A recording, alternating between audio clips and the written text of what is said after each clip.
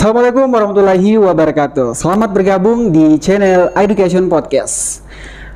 Sahabat pendengar, kali ini untuk episode kali ini saya sudah ditemani oleh narasumber kita.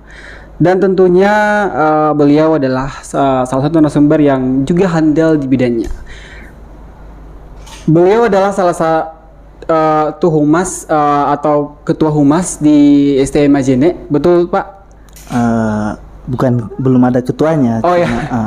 Bidang yang membidangi kehumasan sekarang ini saya. Oke. Jadi beliau salah satu yang membidangi kehumasan di STM Majene. Selain itu beliau juga penggiat sastra dan beliau juga penggiat literasi, dan beliau juga merupakan budayawan di Kabupaten Majene. Baik teman-teman, sesuai tema kita pada hari ini adalah kurikulum kebudayaan penting tidak untuk mahasiswa. Nah, sebelum saya masuk ke pertanyaan pertama ke narasumber, sebagai negara yang kaya dengan budaya, terutama di negara Indonesia, kita sebagai masyarakat, khususnya mahasiswa, harus punya dong pengetahuan seputar budaya. Nah, untuk membahas ini, langsung saja saya masuk ke pertanyaan pertama. Jadi begini Pak, banyak mungkin dari luar ini teman-teman, apakah dia sudah paham nih apa artinya budaya, atau mungkin ada yang masih abu-abu, samar-samar dengan budaya. Menurut Bapak nih, budaya itu apa dan mengapa sih budaya itu penting? Satu hal sebenarnya, kenapa budaya itu penting, kita tidak melupakan dari mana kita. Ya. Misalnya kita orang Mandar. Minimal bahwa kalau kita mengaku orang Mandar, bagaimana orang Mandar bersikap, bagaimana kelakuan orang Mandar, ya harus tahu dong.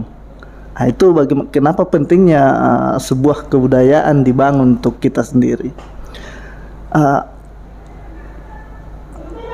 Kalau ini ada pesan-pesan klasik, ini klasik saya pikir karena sudah banyak diketahui oleh umum. Ketika Baharudin Lopa ditanya, pendekar hukum kita kan, Indonesia, kenapa Anda terlalu berani ini? Ada koruptor, tidak pandang bulu siapa dia dihukum. Kenapa ditanya oleh seorang, kenapa Anda terlalu berani? Karena saya orang Mandar. Ya. Dia tidak mengatakan harus hukum itu harus ditegakkan, tidak pandang bulu, tidak mengatakan bahwa memang saya sarjana hukum misalnya, tapi dia katakan adalah karena saya orang Mandar. Karena Mandar itu dalam bahasa Mandar kan, beliau dengan khas dialeknya menyampaikan bahwa Mandar itu kenapa orang Mandar, itulah kebudayaan perlu hadir di sana, mengetahui seluk-beluk seseorang.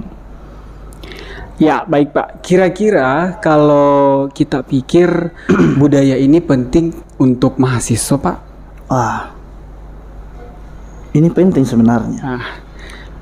Sekarang kan budaya kan dasarnya adalah tinggalan-tinggalan yang dilakukan pendahulu kita, kemudian masih dikembangkan sampai sekarang, dipertahankan kemudian dikembangkan. Pertanyaannya, ini sebelum kita masuk ke kenapa penting budaya bagi mahasiswa ya. Pertanyaannya, kan budaya, saya sampaikan tadi bahwa budaya adalah hal yang dilakukan oleh orang-orang terdahulu, dilakukan sampai sekarang, dikembangkan dan sebagainya. Artinya hal-hal yang dilakukan dulu masih dilakukan juga sekarang. Pertanyaannya adalah, kalau korupsi bagaimana? Sering kita membahasakan utamanya kalangan mahasiswa ketika misalnya demonstrasi dengan berapi-api, budaya korupsi harus diapakan dan bla bla bla bla. Pertanyaannya, cocok tidak kata budaya ini dengan kata korupsi disandingkan? Kita lihat, kalau misalnya apa namanya, pengertian tadi bahwa budaya adalah peninggalan orang-orang yang lalu yang masih dilakukan sampai sekarang. Sampai sekarang. Korupsi juga demikian, dilakukan oleh orang-orang terdahulu, dilanjutkan oleh orang-orang sekarang. Berarti budaya dong korupsi. Iya ya, begitu kira-kira. Kalau pengertian budaya itu adalah dilakukan oleh orang dahulu, dilanjutkan oleh orang sekarang. Misal berbaju saja ini, memakai pakaian ini adalah bagian dari kebudayaan ini. Karena kita masih melanjutkan apa yang dilakukan oleh. Pertanyaannya korupsi tadi, kira-kira budaya tidak korupsi itu karena dilakukan oleh orang dahulu, dilanjutkan lebih banyak lagi orang sekarang. Iya. Budaya tidak.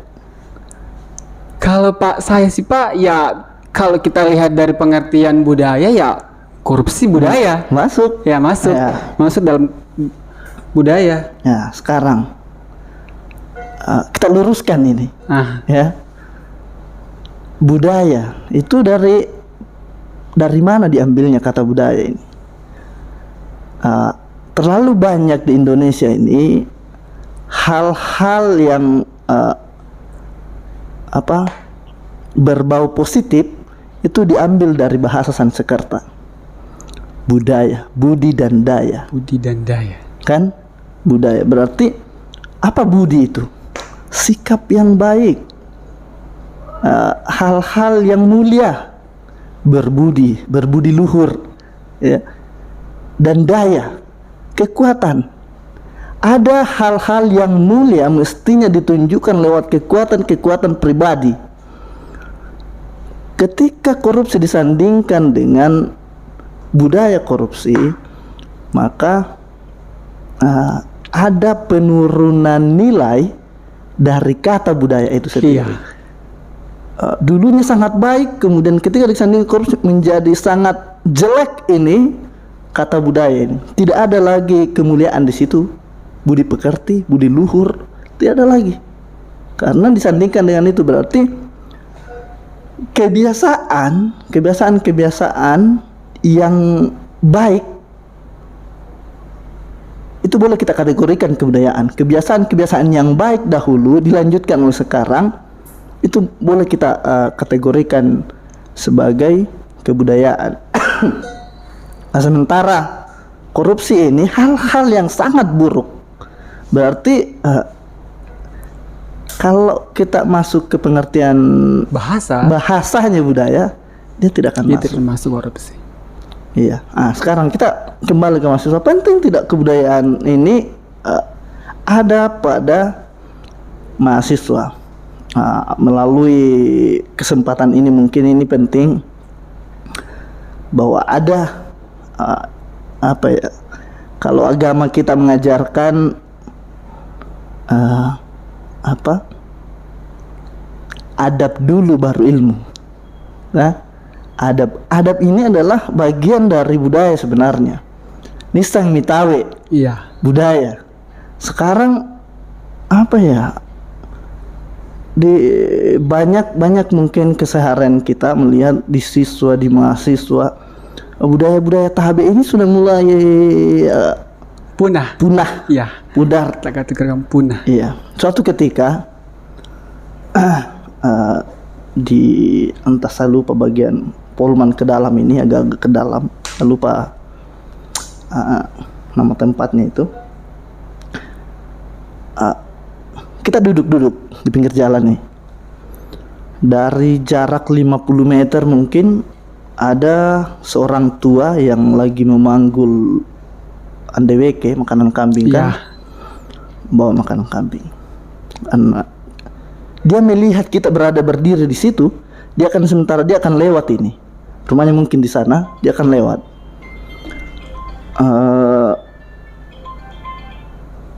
Kemudian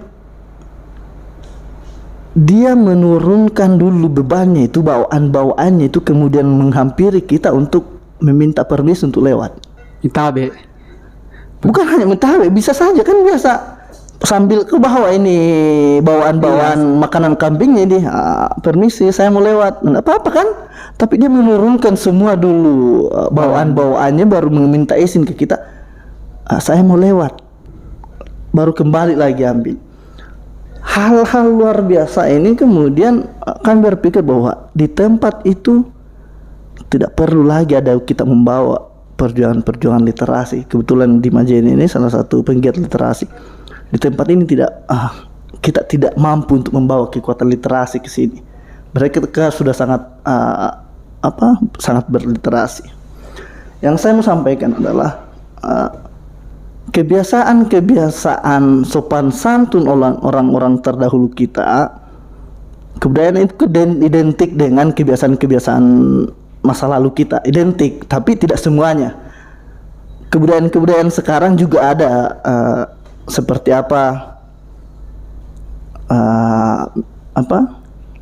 budaya milenial sekarang juga ada, sopan santunnya pun pasti ada. Tapi kebudayaan, kita bicara tentang budaya itu selalu identik itu tidak selalu, ya, tidak semuanya dengan sikap-sikap orang terdahulu kita.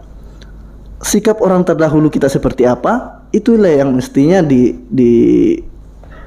ditanamkan pertama kali kepada kita ini penuntut ilmu.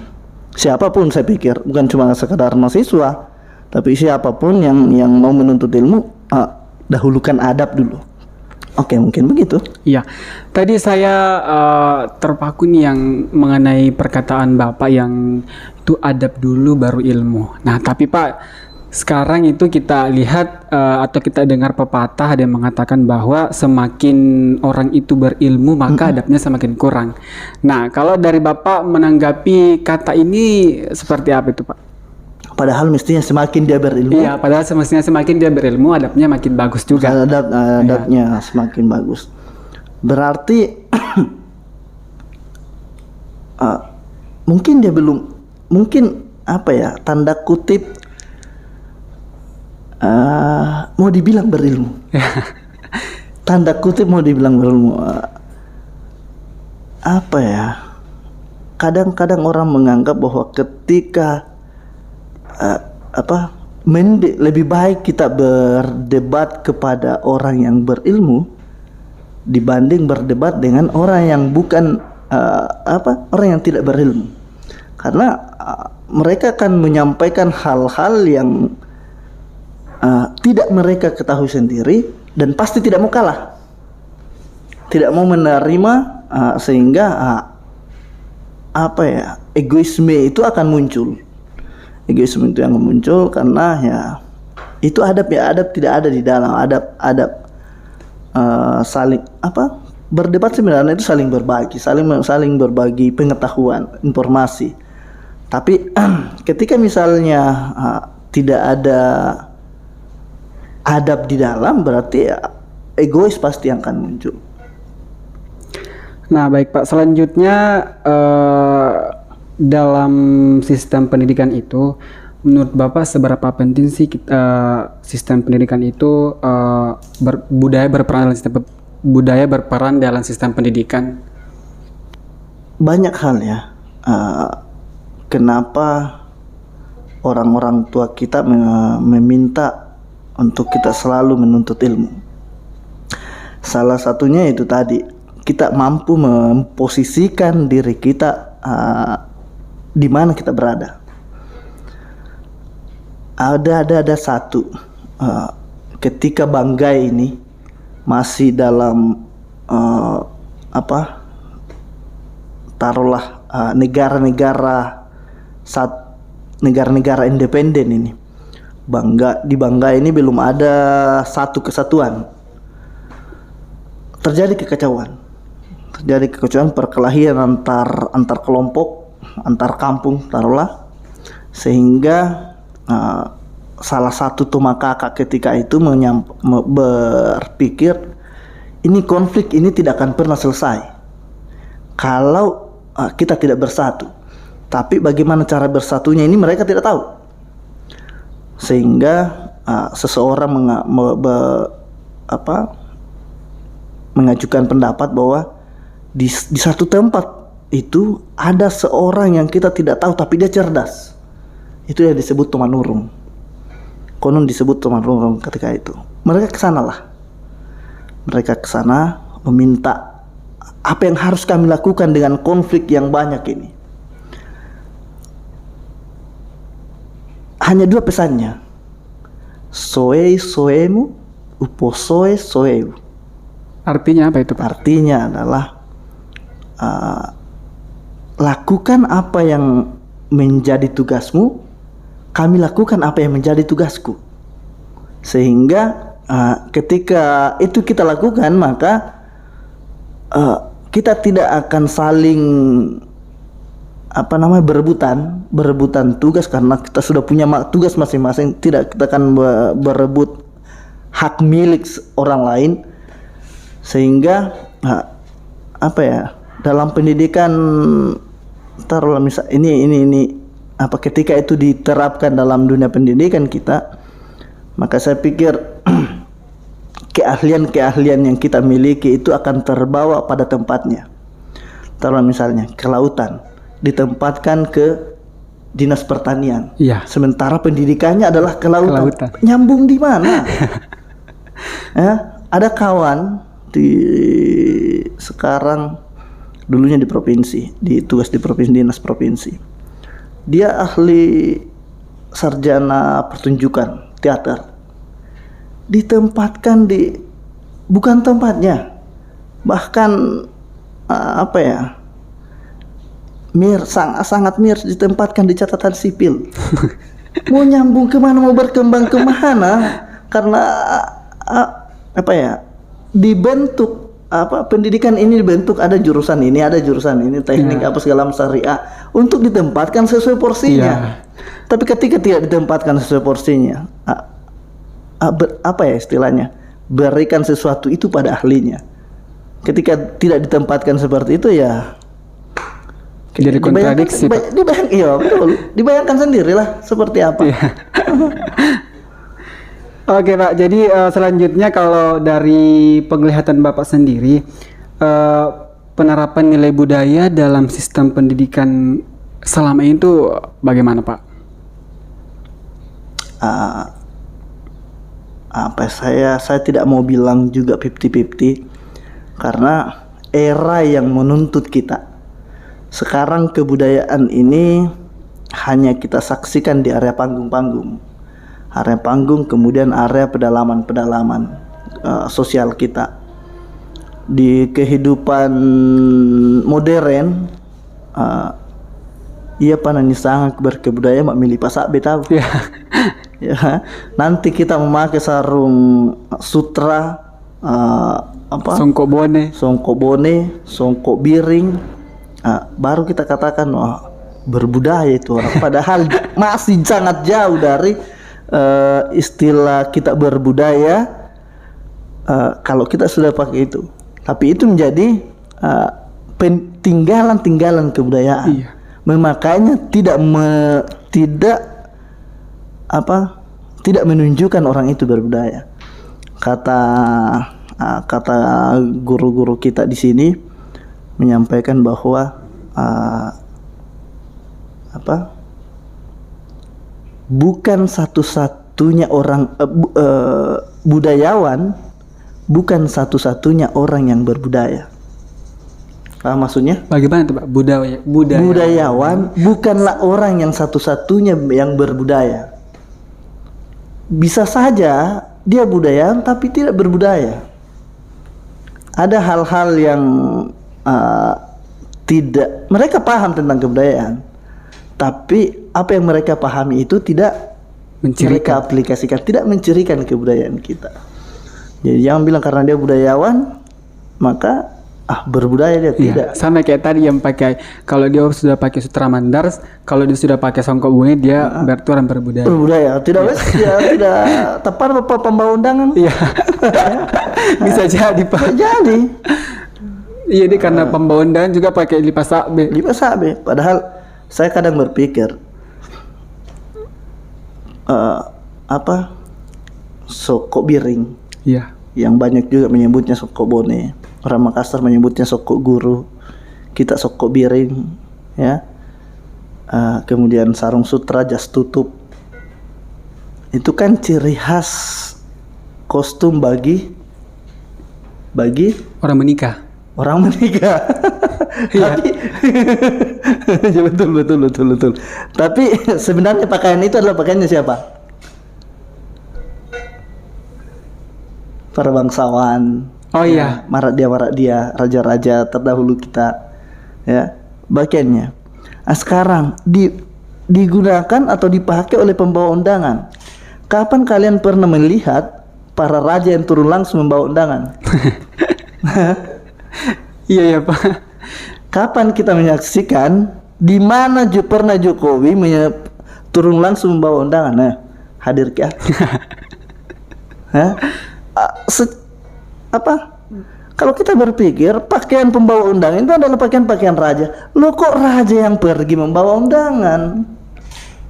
Ya, tapi entah seperti apa, mungkin apa ya? Betul-betul mereka mungkin betul-betul mau menekankan bahwa tamu adalah raja. Iya. Ya, mungkin seperti itu. Oke Pak, selanjutnya ini Pak, saya mau tanya, kira-kira kalau sebutlah kita budaya Mandar, itu menurut Bapak apakah harus jadi bagian dalam kurikulum pendidikan kita Pak?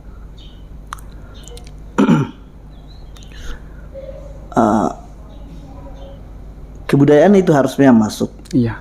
dalam Kita lebih spesifiknya iya, lagi Pak, kurikulum kita, karena sebuah bangsa, suku bangsa punya kearifan lokal tersendiri dalam hal apapun, dalam hal menyikapi fenomena kehidupan ini.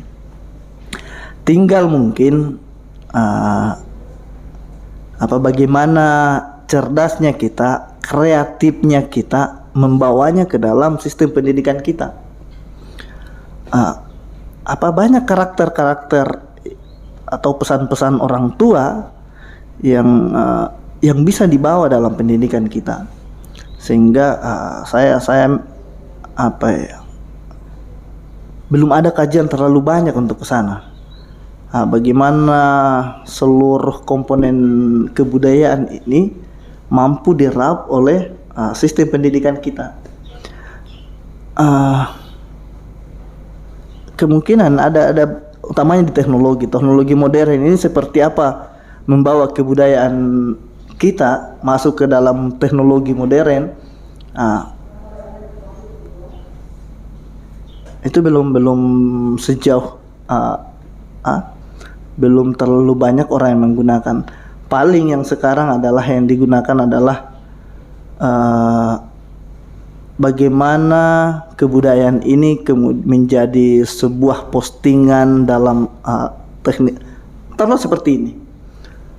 Ini kan alat-alat ini semua kan adalah hasil dari modernisasi ini. Iya.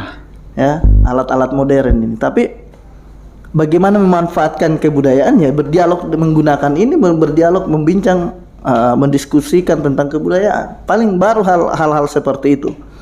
Tapi untuk lebih jauh bagaimana melibatkan kebudayaan dalam semua sistem pendidikan kita, saya pikir para ahli masih mengkajinya lebih jauh.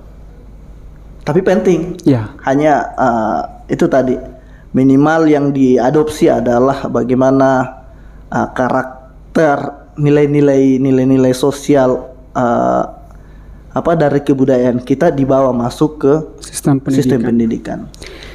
Nah, selanjutnya Pak, terkait kebudayaan kita ini, bagaimana Bapak itu melihat kecenderungan dan fenomena mahasiswa yang sekarang itu banyak dari mahasiswa sekarang Pak yang memahami budaya itu bermacam-macam.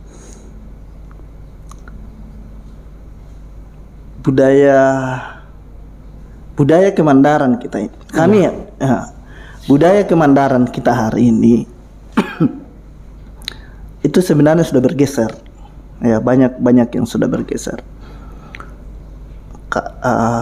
Baru-baru ini ada rembuk kebudayaan di Dinas Pendidikan.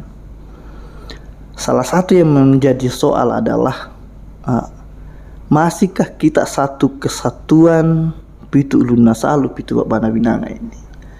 Masihkah kita harus bertahan di situ bahwa Mandar adalah pitu ulun nasalu, pitu Bana Binanga. Bana Binanga. Kalau orang tua kita dahulu menjadikan itu satu kekuatan, tapi hari ini kemungkinan yang di luar dari Mandar secara umum ini, Mandar secara umum maksud saya adalah yang rata-rata dihuni oleh Polwali, Majene dan sebagian Mamuju ini,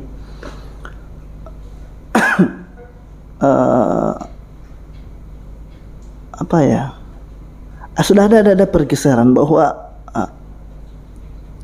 taruhlah di puncak-puncak gunung ini sudah sedikit terpinggirkan dari kebudayaan kemandaran kita. Nah, hubungannya tadi dengan apa tadi? Fenomena mahasiswa yang fenomena mahasiswa kita adalah sebagian mahasiswa kita kan dari sana, khususnya kita di Stein ini. Kalau kita bicara dari hati ke hati, kemungkinan besar mereka tetap mengakui bahwa Mandar itu. Tapi jauh di lubuk hatinya yang terdalam juga mereka mungkin ada goncangan-goncangan sedikit bahwa Mandarkah saya? Ya, taruhlah misalnya saudara-saudara kita yang ada di Mamasa. Kira-kira berpikir kita tidak memungkiri bahwa kebudayaan mereka dengan yang ada di Mandar secara umum ini hampir tidak kita temukan apa persamaannya. Tapi mereka juga punya kekuatan sendiri yang bisa mereka bangun sendiri menjadi satu kebulatan kebudayaan yang baik, menjadi satu pedoman berkebudayaan sama dengan di Mandar ini. Karena di antara satu tempat dengan tempat yang lain punya kebiasaan sendiri menghadapi kehidupannya. Dan mereka survive juga. Mereka bisa hidup dengan baik dengan kebudayaannya sendiri tanpa mengorbankan yang lain. Sehingga pentingkah bagi mahasiswa sekarang, mari kita kembali melihat seperti apa kebiasaan baik kita. Saya garis bawahi kebiasaan baik kita dalam berkehidupan sosial ini, menjalani kehidupan ini. Karena ketika salah satu yang bisa mendukung dengan baik kita beragama dengan baik adalah dengan kebudayaan kita. Banyak banyak orang yang beragama dengan baik karena juga memahami dengan baik kebudayaannya, kebiasaan yang dilakukan oleh orang-orang yang baik sebelumnya. Mungkin begitu. Jadi kita penting sebenarnya kebudayaan itu kita adopsi sebagai seorang mahasiswa, dan itu penting. Tapi sekali lagi bukan tidak mesti kita berlipat sabe maka baru kita dikatakan orang yang berbudaya. Oke Pak, mungkin pertanyaan terakhir dari saya. Tantangan kita itu adalah pesatnya dan masifnya itu budaya luar yang sebagian terdapat nilai-nilai yang berbeda dengan budaya kita, terutama di Indonesia, terutama di budaya kita, budaya Mandar. Nah, kalau Bapak melihat itu, bagaimana Bapak menyikapinya? Itu kebudayaan dari luar ini tidak bisa kita bendung. Iya. Semua bahasa Mandar kita ini saja sudah tercatat bahasa yang hampir punah. Bukan punahnya ini bukan karena tidak ada lagi orang yang berbahasa Mandar, tapi minimal penyebutan dalam bahasa Mandar itu berkurang. itu sudah salah sebut. Iya. Ya, itu berkurang sudah salah sebut. Sehingga kita tidak akan menolak budaya-budaya luar. Mungkin contohnya apa Pak yang salah sebut tadi? Parah itu apa? Parah itu kelewatan. Kelewatan kalau dari saya Pak, kelewatan. Bukan parah.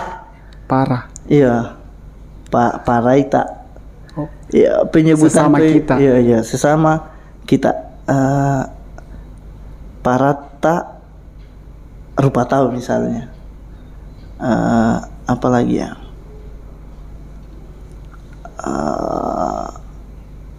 Ini misalnya ditaruh di Majene ini dan ini bahasa Mandar milenial. Ya. Ada bahasa Mandar Ada milenial. bahasa Mandar milenial itu. Pak apa itu mau bikin? Kita tidak apa ya? Coba perhatikanlah di sekitar kita. Kita sudah tidak berbahasa Mandar yang baik, juga tidak berbahasa Indonesia yang baik. Kita mengadopsi dua-duanya. Kita mau berbahasa Mandar, tapi ala Indonesia, atau sebaliknya. Kita mau berbahasa Indonesia, tapi ala Mandar. Apa kenapa itu? Ya? Ini salah satu bentuk bergesernya penggunaan bahasa kita. Sehingga makanya kemarin itu saya bukan menyusun satu buku Mandar itu romantis. Di dalamnya berisi kalindada yang sakit hati, bahagia, pokoknya sehubungan dengan romantis. Isinya di dalam. Taruhlah misalnya pitulo pisat pisungang, sangitara rurangan, sangga lopiu tara uai mata. Apa ya? Ada rasa haru di situ. Itu kalau dengar Pak kayak romantis, tapi mungkin kalau orang luar yang tidak tahu artinya pasti dia juga tetap merasa bahwa ini tuh kata-kata kayak romantis terus untuk mengungkapkan sebuah perasaannya. Tapi sakit dia. Ya. Apa tujuan saya menyusun buku itu? Karena kecenderungan kita milenial misalnya menulis hal-hal yang romantis. Kenapa tidak kita menulisnya dalam bentuk bahasa Mandar? Iya, betul banget. Makanya saya menyusun itu sebagai pedoman. Kalau misalnya ada yang mau menyusun bahasa Mandar, misalnya status-status romantis ala bahasa Mandar, bolehlah dengan kalindada itu.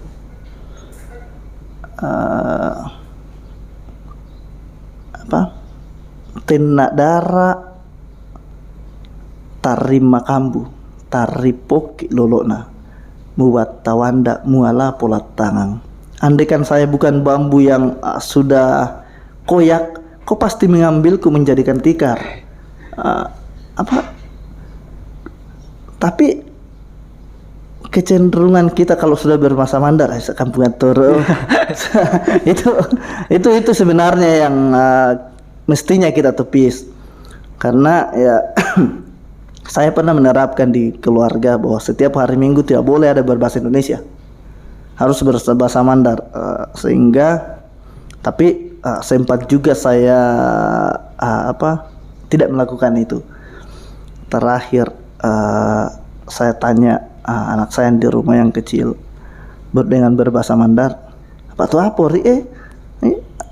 saya orang Indonesia. Masih kaku dalam berbahasa Mandar. Tapi lambat laun ketika misalnya kita selalu ajarkan berbahasa daerah ya, kepunahan yang dikhawatirkan bahasa Mandar kita itu kalau dia tidak hilang, minimal lambat hilangnya. Iya. Ya, kalau dia tidak segera hilang, minimal kita bisa memperlambat hilangnya kalau betul-betul bahasa Mandar ini akan hilang. Karena pesan para tetua itu, orang yang mengenal budayanya adalah orang yang mengenal dirinya. Ya, sama-sama dengan agama kan, mengenal Tuhannya berarti mengenal dirinya sendiri. Dari mana dia? Sama dengan kita orang Mandar tahu Anda mengaku orang Mandar berarti tahu asal usulmu, tahu jati dirimu seperti apa orang-orang Mandar bersikap. Baik, mungkin terakhir saya persilakan kepada Bapak untuk closing statement atau kesimpulan terkait pembahasan kita tadi. Saya silakan, Pak. Iya, satu hal bahwa kenapa kebudayaan itu penting, karena itu bisa membentengi diri kita dari hal-hal yang mampu menjerumuskan. Bukan agama sudah cukup, tapi untuk memaniskan lagi kemantapan kita bagaimana menjalani kehidupan ini, salah satu pilihan kita adalah dengan mengetahui kebudayaan kita, karena banyak pesan-pesan moral yang baik dari sana bisa kita ambil, banyak petuah-petuah yang tidak kalah dahsyatnya pesannya dari pesan-pesan leluhur di tempat lain. Kita punya pegangan sendiri untuk bagaimana menjalani kehidupan ini dengan budaya kita sendiri. Kita tidak akan tertinggal hanya karena menjalankan kebudayaan kita. Tapi sekali lagi bukan hanya orang yang memakai sutra lah orang yang berbudaya. Oke guys, sahabat pendengar, itulah tadi hasil berbincang saya dengan narasumber, dan saksikan episode selanjutnya tetap di channel Education Podcast, dan jangan lupa di like, di komen, dan di subscribe. Assalamualaikum warahmatullahi wabarakatuh. Waalaikumsalam warahmatullahi wabarakatuh.